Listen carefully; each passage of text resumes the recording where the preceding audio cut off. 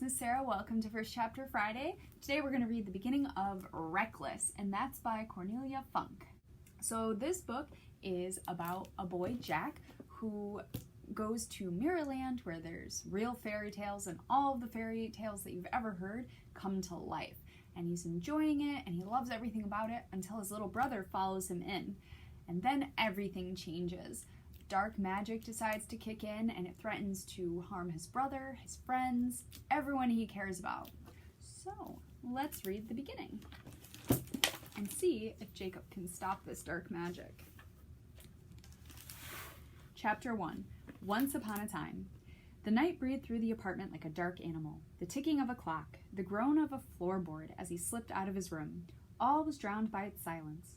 But Jacob loved the night. He felt it on his skin like a promise, like a cloak woven from freedom and danger.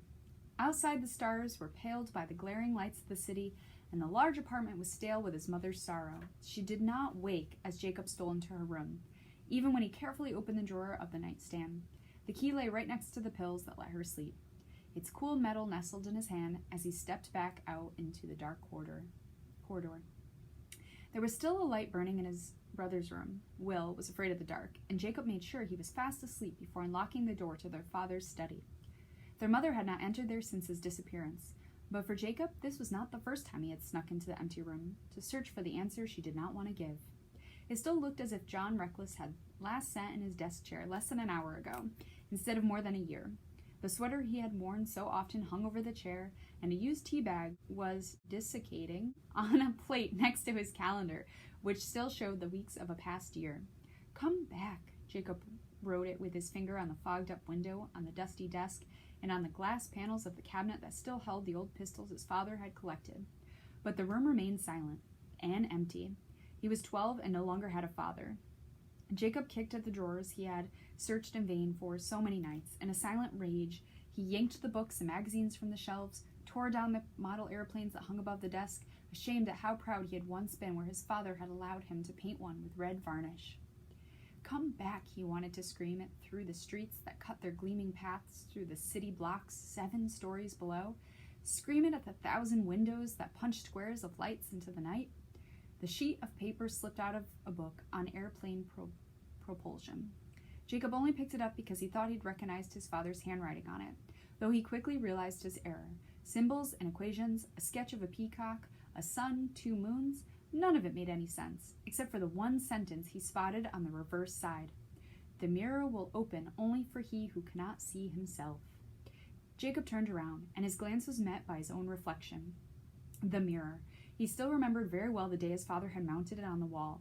It hung between the shelves like a shimmering eye, a glass abyss that cast back a warped reflection of everything John Reckless had left behind.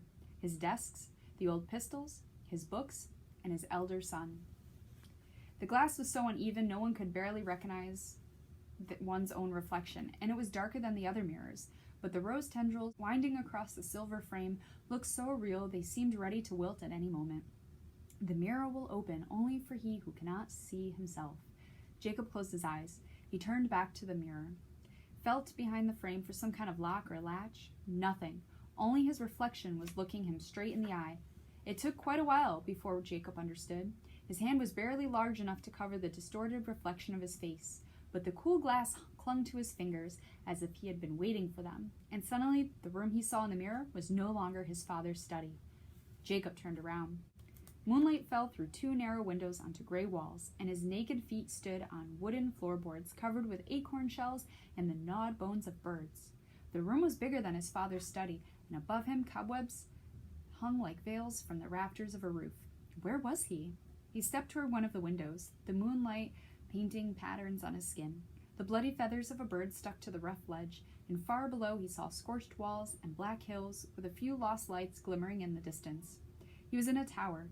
Gone were the sea of houses, the bright streets, everything he knew was gone, and high above the stars were 2 moons, the smaller one, as red as a rusty coin. Jacob looked back at the mirror, and in it he saw the fear on his face. But fear was an emotion he had grown to like. It lured him to dark places, through forbidden doors, and away from himself, and even the yearning for his father could be drowned in it. There was no door in the gray walls, just a trap door in the floor. When Jacob opened it, he saw the remains of a burnt staircase melting into the darkness below, and for a moment he thought he spotted a tiny figure climbing up the stones, but a sudden rasp made him wheel around. So that is the end of the first chapter of Reckless. And if you'd like to hear more and figure out what Jacob's going to see in this Mirrorland, just give us a call so we can put the book on hold, or come visit us in the children's department. Have a great day, friends.